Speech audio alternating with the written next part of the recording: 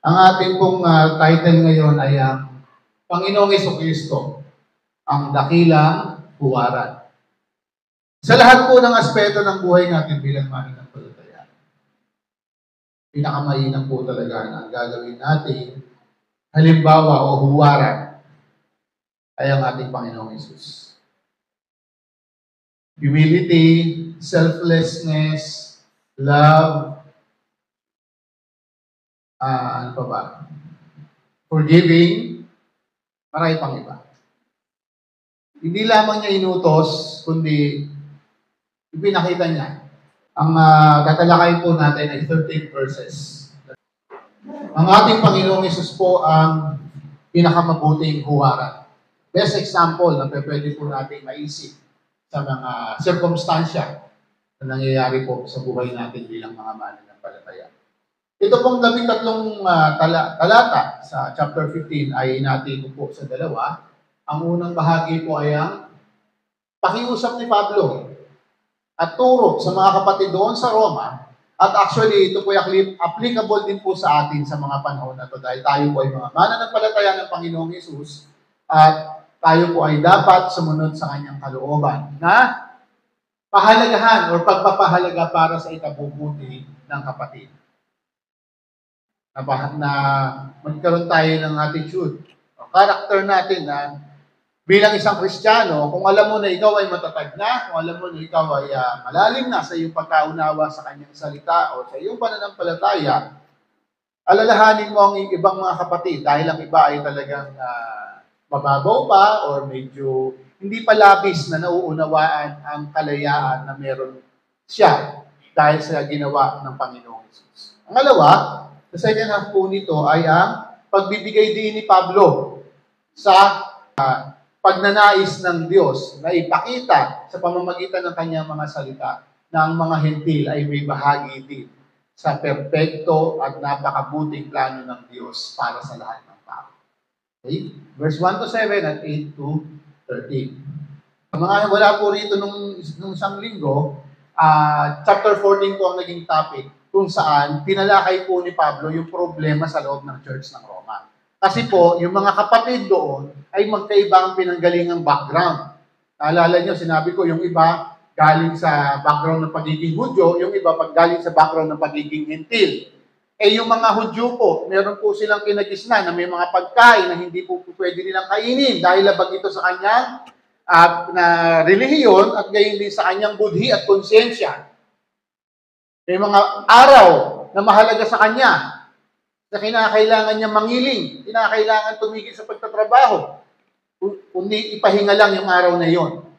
Sa mga hentil naman, sa pagkain wala silang problema kasi wala silang nakagisnang kautusan mula nung pagkabata nila. Kasi sa mga Hudyo, halimbawa, yung mga pagkain na inihain o inihandog sa mga Diyos-Diyosan, hindi na pwedeng kainin yun. Sa mga hentil naman, na mga kasama nila sa church, wala silang walay doon. Sa kanila, pagkain yan, binigay ng Diyos yan, ipinagpasalamat namin yan, pagkakainin namin, walang problemang kainin yan. So, malaya po sila. Okay? Kaya hindi naman sa araw ng Sabat. Sa mga Hudyo, importante itong Sabat. Sabi ng Diyos, araw ng pamamahinga ito eh. Eh sa mga hentil, hindi nila alam yan. Hindi naman nila nakagisnan yan. Hindi nila alam ang sinasabi ng kautusan. Kaya sa kanila, ang araw ng Sabat o yung ikapitong araw ng isang linggo, hindi nila ginagawa yung nakagisnan ng mga Hudyo. Ngayon, ang problema, sa mga Hudyo, importante itong araw na ito, importante yung pagsunod sa patungkol sa pagkain. Sa mga hentil naman, hindi sa kanila importante yung kasi hindi yun ang nakagisnan nila na ibinigay na utos ng Diyos. Tandaan po natin na sa Genesis, sa Exodus, sa Leviticus, sa Numbers, at saka sa Deuteronomy, ito'y para po sa Israel talaga. So yung nilalaman po nun na 600 na kautusan para sa mga Hudyo. Kaya lang nga po, sa panahon na ito, na isinulat ni Pablo, sa loob ng church sa Roma, may ilang kapatid na Hudyo. May ilang kapatid na Hentil. Kaya nagkakaproblema sila. Ngayon, ang sinasabi ni Pablo, hindi yan dapat maging dahilan para kayo magkahiwa-hiwalay o magkaaway-away. Bilang mga magkakapatid, iisa na sila eh. Kasi lahat sila, mapahudyo at mapahintil, pareho ng tunay na sumampalataya sa Panginoong Hesus. So hindi na po dapat sana issue yung pagkain at saka yung mga araw. Kasi they are both binded saan?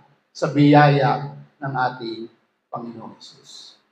Kaya nga sabi ni Pablo sa latter part ng chapter 14, nawa kayo na malalakas. Ang tinutukoy po niya yung taga medyo mature na sa kanyang spiritual na kalagayan. Alam niya na yung kalayaan, tinamasa niya dahil sa ginawa ng Panginoon, dahil sa tunay na sumampalataya. Ang nais ko, pakiusap ni Pablo sa mga kapatid na ito, na itong mga mahihina, nawa, bigyan nyo ng konsiderasyon, pangunawa, respeto. Kasi yung mga yan, hindi pa nila alam Hindi pa nila alam na they are already free.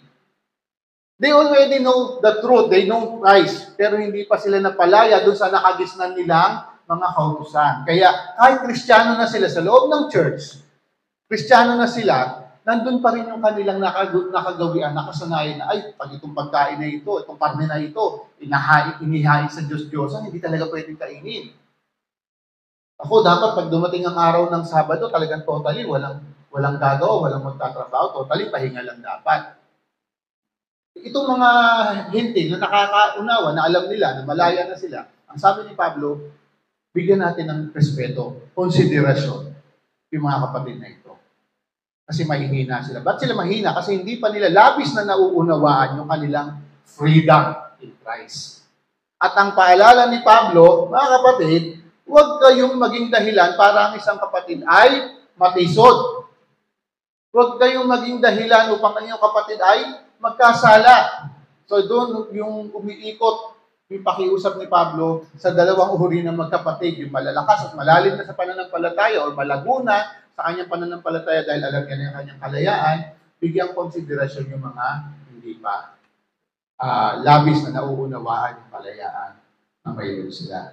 Okay? Kaya ang sabi ni Pablo, dapat tayong mga mananampalataya from that day, from those times hanggang sa panahon natin, ano dapat ang ginagawa natin bilang mga Kristiyano?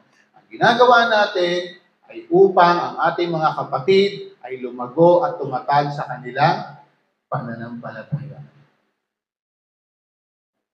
Build others up. Hindi yung, ay, ako lang ang lumalago. Papatuloy ako sa paglago. Paano yung mga kapatid na iiwan sa paglago? Kaya ito, dapat naisin mo na ikaw na malalim na, ikaw na matured ka na sa iyong spiritual life. Naisin mo na yung mga kapatid ay kasabay mo na lumalago sa pagkilala sa pananampalataya sa ating Panginoon. Okay? So, yun po yung background ng nakaraang linggo. Kaya ito, yung ating 13 verses ngayon, actually, bahagi pa rin ito yung instruction ni Paul dun sa problema sa loob ng church. Bahagi pa rin ito. Kaya ang panawagan niya nga dito, yung pagpapahalaga sa ikabubuti ng kapatid. At saka ganun din, ini-explain niya sa mga kapatid na Hudyo na ang pangako ng Diyos, ang kaligtasan, ang buhay na walang hanggan, ang langit ay para din sa mga Hintil. Dahil iniisip ng mga Hudyo noon, they are the chosen people of God, sila lang ang may karapatan sa kaligtasan, pero hindi. The scriptures prove na ang kaligtasan, ang biyaya, ang magandang plano ng Diyos ay hindi lamang para sa mga Hudyo, kundi para sa mga Hintil din. Okay? Verse 1 to 3, tayong malalakas ay dapat maging matiyaga sa kahinaan ng mahihina. Sa pananampalataya, ito yung tinutukoy po yung spiritual maturity. Okay? At huwag nating isipin ang sariling kasiyahan lamang. Bawat isa ay dapat magbigay lugod sa kanyang kapwa para sa ikabubuti nito at ikalalago. Si Kristo man ay hindi nagbigay lugod sa sarili, kundi tulad ng nasusulat, ang pag-alipusta nila sa iyo ay sa akin tumama. So, muli, katugtong po ito ng paalala ni Pablo na kayong mga matured na. Kayo na mga tinatamasan ninyo yung freedom dahil sa ginawa ng Panginoong Hesus. Kailangan po na maging considerate po tayo sa mga hindi pa masyadong malago.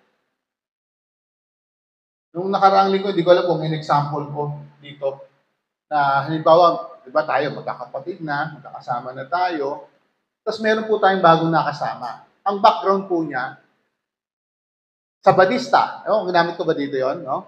Ang mga sabadista po, hindi kumakain ng karne po yan.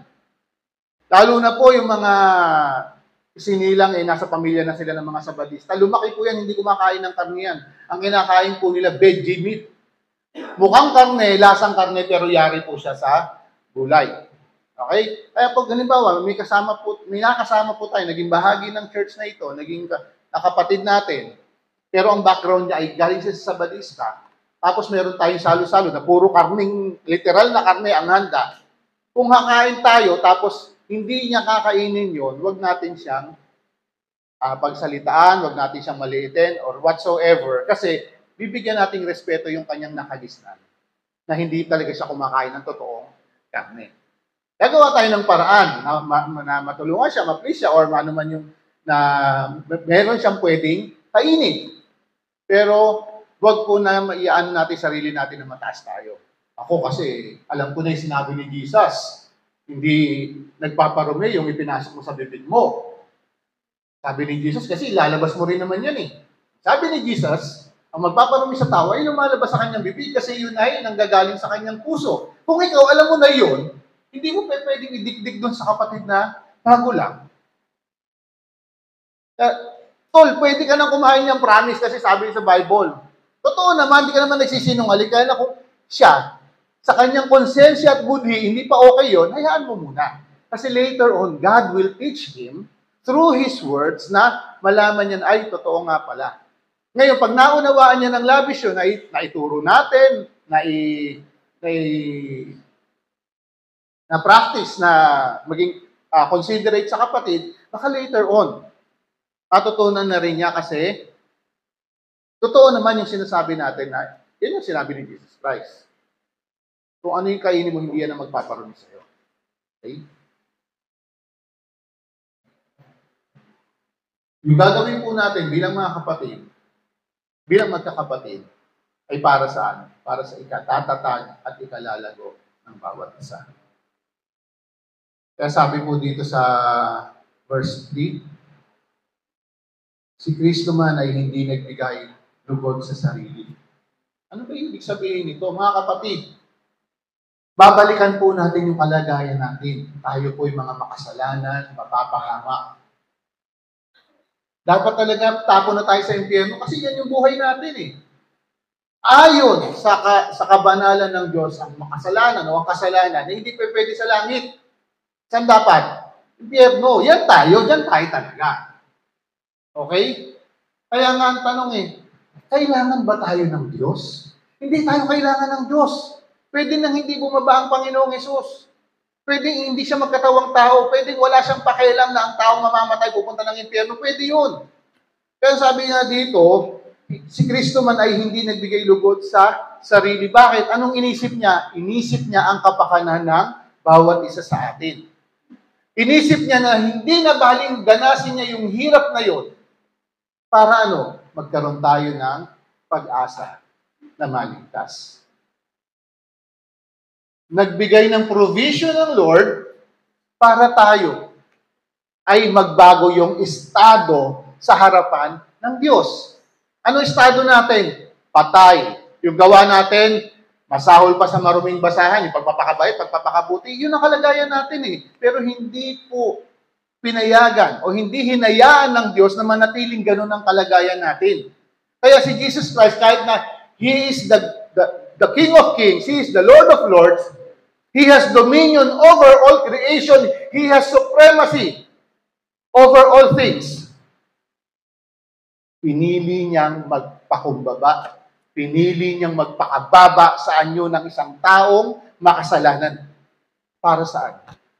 Para tayo rin ay mailagay sa magandang kalagayan.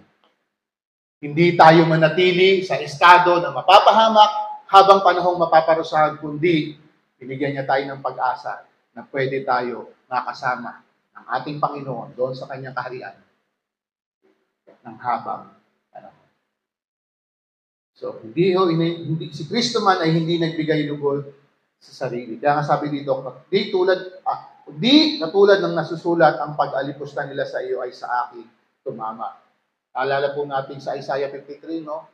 Binanggit po doon ni Isaiah yung hirap na pagdadaanan ng Panginoong Hesus. Pero lahat ng yon ay may layunin. Anong layunin nun? Para sa ating ikabubuti. Tanda po natin, no? Naisin po natin ang bawat isa ay lumago. Ang bawat isa ay tumatag sa kanyang pananampalataya. Naalala ko yung sabi ng isang kapatid. Ayokong ako lang yung magsusumikap na mag-aral ng salita ng Panginoon. Gusto ko, sama-sama kami na matuto sa kanyang mga salita. Kaya po dyan nag-umpisa yung Bible study ng mga kapabaihan po natin tuwing Biyernes ng umaga. Parang ibang kapatid ay sabay-sabay na lumago sa pagkaunawa, pagkatuto sa mga prinsipyo at katotohanan na nais ng Panginoon para sa lahat ng mga sumasampalataya sa Kanya.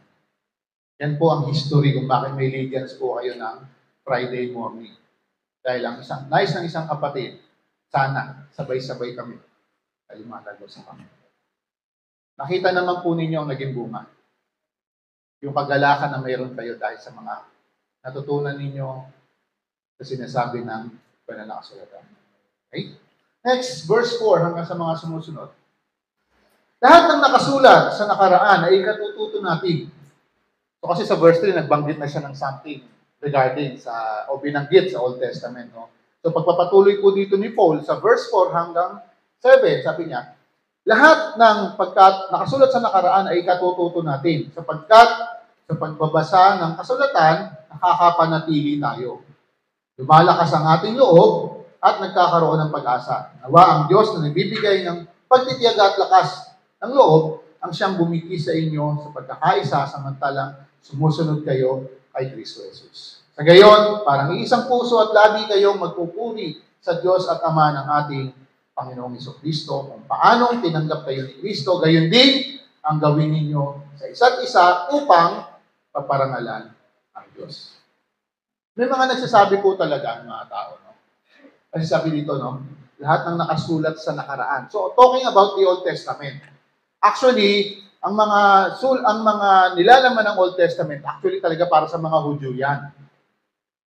Kaya yung mga kautusan, para sa Hudyo yan eh. Hindi talaga para sa atin yan.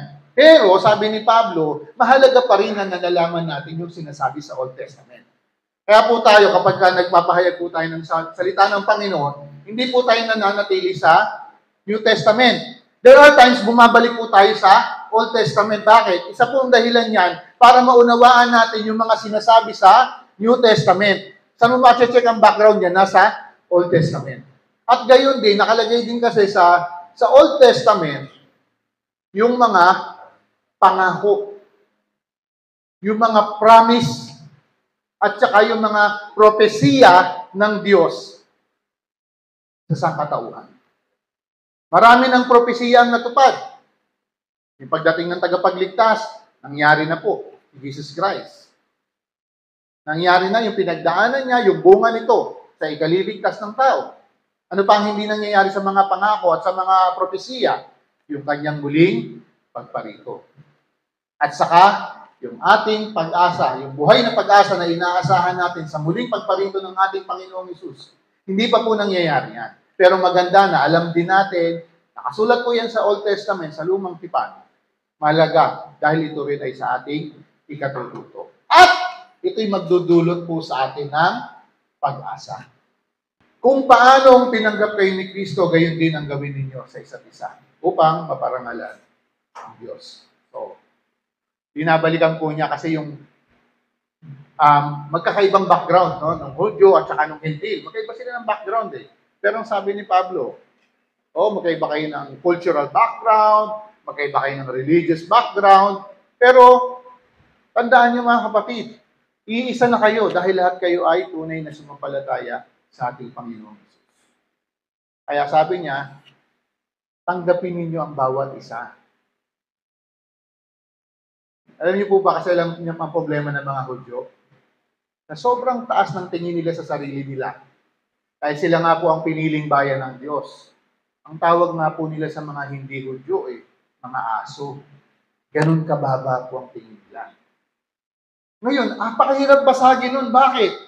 Nakagista na nila yun. From generation to generation, pinapasa na tayong mga Hudyo, matataas na uri ng tao. Yung mga Hintil, mabababang uri yan.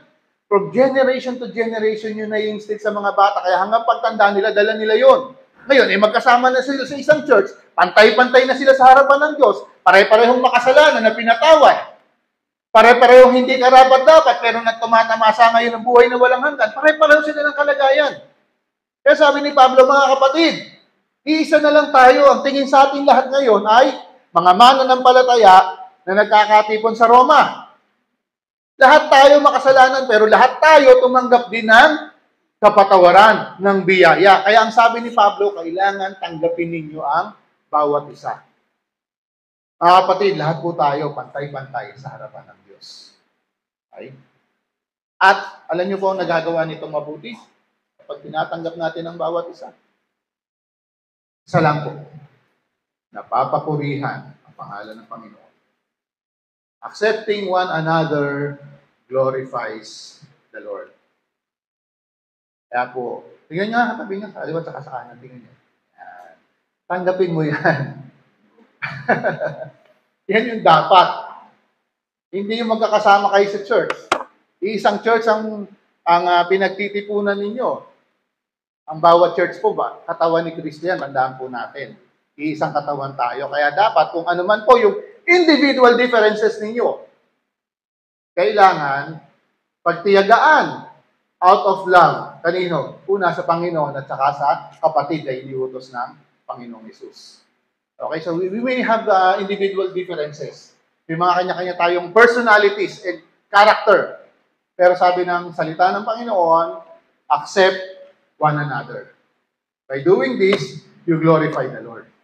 Yung binanggit dun sa verse 5 to 7, yung pagtitiyaga, yung pagkakaisa, yung sabi sa verse 6, so, parang iisang puso at labi kayong magpuri sa Diyos at Ama ng ating Panginoong Hesus. Kung paano kayong tinanggap ni Kristo, gayon din tatanggapin ninyo ang bawat isa. So, dapat nga, ito ang halimbawa na ipinamumuhay ng isang church.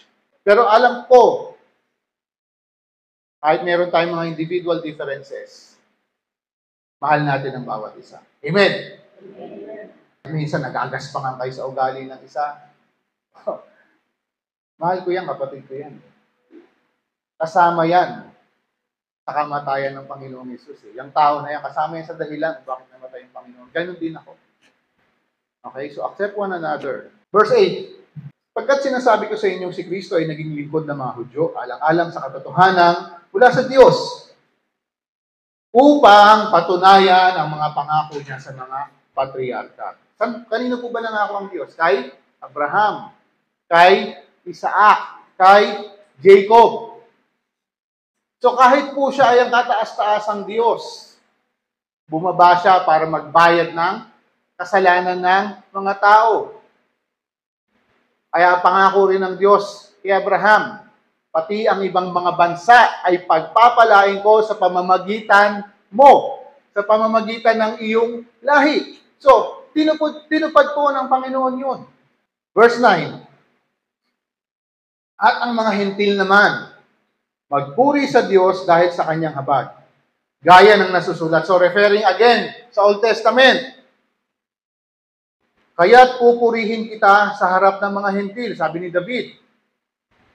Old Testament times pa po, binabanggit na, nakasama po sa magandang plano ng Diyos ang mga Hintil. Aawitan ko ng mga himno ang iyong pangalan. Muli ay sinabi, maggalak kayo mga Hintil, kasama ng kanyang bayan. Sinabi pa ni Isaiah, purihin ninyo ang Panginoon, ninyong mga Hintil, at umawit kayo ng papuri sa Kanya kayong lahat ng mga bayan. So hindi lamang po mga Hudyo ang magpupuri at aawit sa Panginoon ng kanilang pagsamba. Malinaw po na tinutukoy din sa Old Testament na pati mga Hintil ay darating ang panahon na magpupuri, umaawit ng himno at sumasamba sa pangalan ng Diyos. Ano ba ginagawa natin ngayon? Tayo po mga hentil. Kaya po, tapat, tunay, na tapat ang Diyos sa kanyang pangako. Kung ano yung binigay niyang pangako kay Abraham, Isaac, and Jacob, ginawa niya po yun. Naranasan po natin yung extended grace and blessings ng Lord. Hindi lamang po ito na natili sa mga Hudyo, kundi damay, naulanan, ika nga, naambunan, ika nga, tayong mga hentil. Nag-quote si Paul ng mga Old Testament passage. Kasi binibigyan din niya talaga nakasama ang hentil sa mabuting plano ng Diyos sa sangkatauhan. Okay? Verse 12 to 13. Sabi pa ni Isaiah, mula sa ugat ni Jesse, si Jesse po tatay ito ni David. At ang pinangakong tagapagligtas manggagaling po sa lahi ni David. Si Jesse po, tatay ni David, kaya sabi, mula sa ugat ni Jesse ay susupling ang isa na siyang mamamahala sa lahat ng bansa. Nangyari na ba ito? Hindi pa po ito nangyari. It will happen in the future. Mula sa ugat ni Jesse ay susupling ang isa na siyang mamamahala sa lahat ng bansa. Siyang magiging pag-asa ng mga hentil. Naway, ang Diyos na balon ng pag-asa ang pumuspos sa inyo ng kagalakan at kapayapaan dahil sa pagtitiwala ninyo sa Kanya. Upang magkaroon kayo ng pag-asa sa pamamagitan ng kapangyarihan ng Espiritu Santo. So, ang mga tao po na umaasa, nagtitiwala sa Panginoon, may pag-asa talaga. At itong pag-asa na pinanghahawakan natin, anong dinudulot nito sa atin? Kagalakan, kapayapaan. Diba? Natatandaan nyo yung naging mensahe dati, no? Malaki ang kaibahan ng happiness and joy. Kasi yung happiness o yung pagiging masaya, may katapusan po yan. Hindi habang panahon, nandiyan yung kumbaga sa natatapos din yan.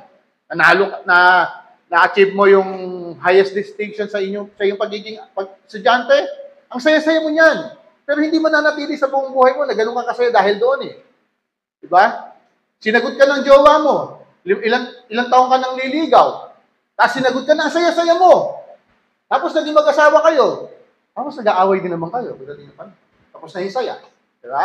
Pero yung kagalakan na dinudulot ng pag-asa na mayroon ka kay Kristo, habang panahon yan, habang nabubuhay ka, nananatili sa buhay at puso mo.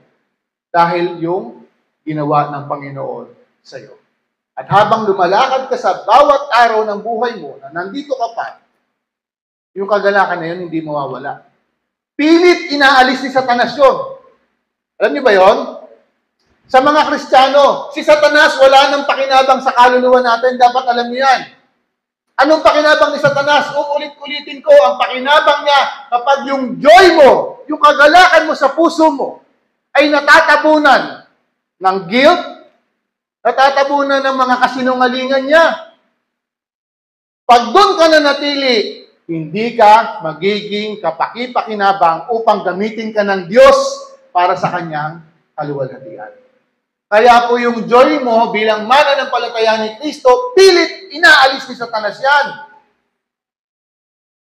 Though hindi niya na makukuha ang iyong kaluluwa. Dahil ang lahat ng sumampalataya kay Kristo sa Diyos na. Kaya lang, habang nabubuhay tayo, dapat yung joy natin, the joy of salvation, kung tawagin. Nagniningas yan, pirmi. Kapag ikaw nahulog sa tukso, pag ang isang Kristiyano po, nakaramdam siya na parang may kasalanan siya, anong ginagawa niyan? Lumalayo sa Panginoon. Yun ba ang pinakamabuting solusyon? Hindi! Habang may nangyayaring ganyan sa iyong circumstances sa buhay mo, mas lalong dapat manatili ka sa Panginoon. Hindi mo makukuha sa tao na ma-restore ang iyong kagalakan. Maniwala ka. Kasi numalingan ni Satanas yan. Tol, sa tao ka lumapit. Mapapanatili ang kagalakan mo. Kasi nungalingan yan. Sa Diyos mo, hanapin. Dahil ang nais ng Panginoon, mabuhay ka ng may kagalakan. Mamuhay ka ng may kapayapaan sa puso mo. Dahil sa Kanyang biyaya. Salamat sa Panginoon, itong pinag-aaralan natin ito, pag-asa na meron ng lahat. Hindi lamang Hudyo, pati ang mga hindi, pag-asa kanino sa ating Panginoong Hesus na nagdudulot sa atin ng kagalakan. Kagalakan at kapayapaan sa pamumuhay natin sa araw-araw. Sinong kumikilos? Tayo ba? Dahil mahusay tayo? Hindi. Pangyarihan ng banal na spirito na nananahan sa bawat tunay na sumampalataya sa ating Panginoong Hesus. Tunay, buhos mo, ibigay mo yung buong pagtitiwala sa Panginoon. Huwag kang manahan sa iyong sariling kakayanan o kaalaman. Unang-una, mapanlin lang ang puso natin. Alam niyo po yan. Huwag po tayong magtitiwala sa puso natin. Hindi po yan mapagkakatiwalaan. Madalas pong gamitin ni Satanas ang emosyon ng tao upang alisin yung kanyang kagalakan. Huwag po tayong magdepende sa sinasabi ng puso natin. Diba sabi, alam niyo pa, ang matinding lason sa panahon na ito, follow your heart daw. Pag sinunod mo ang sinasabi ng puso mo, mapapahama ka, madidisgrasya ka. Hindi ka dapat sumunod sa puso mo. Do what makes you happy? Hindi. What can make you happy? Doing what God wants you to do. Ito sinasabi ko para sa isang Kristiyano, para sa isang mananampalataya. Do what God wants you to do for you to be happy. Obedience to the Lord will definitely make you happy. So babalikan po natin, ang lahat ng mananampalataya, kinakailangan po tanggapin ang bawat isa, mahalin ang bawat isa sa kabila ng mga pagkakaiba natin. Paring ang iba sa atin, ganito ang mga gusto, ang iba sa atin, ganito ang mga gusto. Lagi po tayong babalik sa common denominator po natin. Walang iba kundi ang ating Panginoong Hesus. So, kung ikaw na mananampalataya, na lumalakad ka sa araw-araw, wala kang ibang nanaisin. Kundi magamit ka, parang iyong kapatid ay lumalim at tumatag sa kanyang pananampalataya sa Panginoon. Huwag ikaw maging dahilan para siya magkasala. Ikaw ang maging dahilan para siya ay lumago. Tumatag sa kanyang pananampalataya. Ayos lamang po natin talaga yun. Ang ikabubuti, yan sabi kanina, sa verse 1 to 7, yung pagpapahalaga para sa ikabubuti ng kapatid. At gayon din, isa pang application, kailangan alam natin ang mga sinasabi ng banal na kasulatan. Kaya napakahalaga po na binabasa natin ang Bible. Napakahirap sa isang sinasabi niyang Kristiyano na lumago siya sa kanyang pananampalataya kung ayaw niyang magbasa ng Bible. Alam niyo mga kapatid, habang binabasa mo, inaalam mo ang sinasabi ng banal na kasulatan, makikita mo kung gaano kabuti, gaano ka naging matapat ang Diyos sa mga nakaraang panahon. Kapag nalaman mo yan, ito'y magdadagdag sa iyo ng confidence na magtiwala lalo sa Kanya, sa kasalukuyan at sa hinaharap. Sa mga circumstances na darating sa buhay mo, in the present and in the future, you can depend on God. Kasi nakita mo sa sinasabi ng scriptures, decades, centuries ago, na ganun kabuti at ganun katapat ang Panginoon. Kaya po sa ating mga mananampalataya, napakahalaga po na alam natin, pinag-aaralan, binabasa po natin ang banal na kasulatan. Kasi kung hindi po natin gagawin yan, ang dali-dali po tayong lokohin ni Satanas. Ang dali-dali niya tayong linlangin sa pamamagitan ng ating emotion. Okay? So, kapag nalaman po natin yung sinasabi ng banal na kasulatan, lalo talaga na, kumbaga sa mabuboost talaga yung iyong confidence kung sino ang Panginoong Hesus. Kung sino ang Diyos na sinasabi niya about Himself. Sa banal na kasulatan. Okay? Kaya po, importante po sa atin. Kung sabihin mo, malabo na mata mo, kaya hindi na ako makapagbasa, may salamin. It's always a matter of choice. Kung ayaw, may dahilan. Kung gusto, may paraan. Kasama po yan sa pag-aaral, pagbabasa ng salita ng Panginoon. Wala namang makakadikdik sa'yo. Ngumudgud sa mukha mo yung Bible para magbasa ka, hindi. It's a matter of choice. Pero you will reap the benefits of knowing the Scriptures. Nawa, yung mga differences po natin, pabalikan natin yung mga differences. Hindi po ito maging dahilan para hindi natin mahalin ang bawat isa. Kasi po pagka hindi po natin pairal yung pag-ibig sa bawat isa, ito po magiging dahilan para ang isang katawan ni Kristo sa isang lugar ay magkahiwa-hiwalay. Pag nagkahiwalay po ang isang buong katawan, sino panalo? Tuwang-tuwa ang dyablo. Kasi ang magkakapatid na dapat sana'y nagmamahalan, nagkagalit-galit. Sinong natuwa? Ang demonyo. Kaya po, panawagan ni Pablo sa atin, bilang magkakapatid, consider, respect, honor, and love one another. That this is the second greatest commandment. Of course, the greatest of them all is love God above all. And mahalin mo ang iyong kapwa.